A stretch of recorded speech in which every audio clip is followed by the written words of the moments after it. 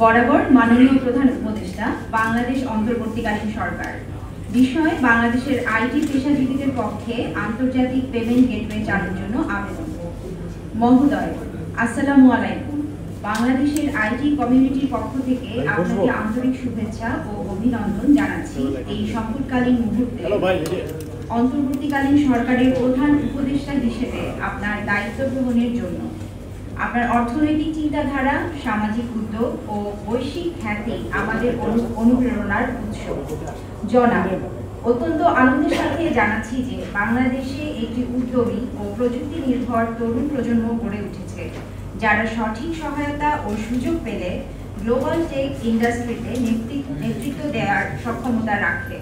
তাছাড়া ৩.২% global market share নিয়ে বাংলাদেশ এখন বিশ্বের ৮ম বৃহত্তম ফ্রিল্যান্সিং শক্তি, যা আমাদের ডিজিটাল সামর্থ্যের একটি শক্ত বার্তা বহন করে।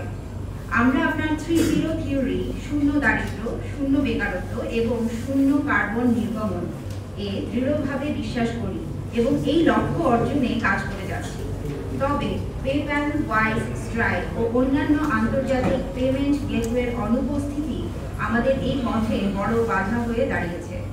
বৈদেশিক অর্থ গ্রহণে চরম জটিলতা ও সীমাবদ্ধতার কারণে বাংলাদেশের অসংখ্য দক্ষ তরুণ ফ্রিল্যান্সার ও উদ্যোক্তা বৈশ্বিক বাজারে প্রতিযোগিতা করার সুযোগ থেকে বঞ্চিত হচ্ছেন। আন্তর্জাতিক পেমেন্ট গেটওয়ের সুবিধা চালু হলে 3-0 থিওরির বাস্তবায়ন আরও দ্রুত ও কার্যকরভাবে সম্ভব হবে। এমতো অবস্থায় আপনার নিকট আমাদের বিনীত অনুরোধ, বাংলাদেশে পেপ্যাল, ওয়াইজ, স্ট্রাইপ সহ অন্যান্য আন্তর্জাতিক পেমেন্ট গেটওয়ে দ্রুত চালুর লক্ষ্যে আপনার সদয় দৃষ্টি ও কার্যকর হস্তক্ষেপ কামনা করছি। আমরা আশাবাদী আপনি আমাদের এই আবেদন গুরুত্ব সহকারে বিবেচনা করবেন। আপনার সুস্বাস্থ্য ও দীর্ঘায়ু কামনা করছি। বিনীত এমরাজিনা ইসলাম, গ্রাফিক ডিজাইনার, বাংলাদেশ আইটি পেশাজীবীদের পক্ষে।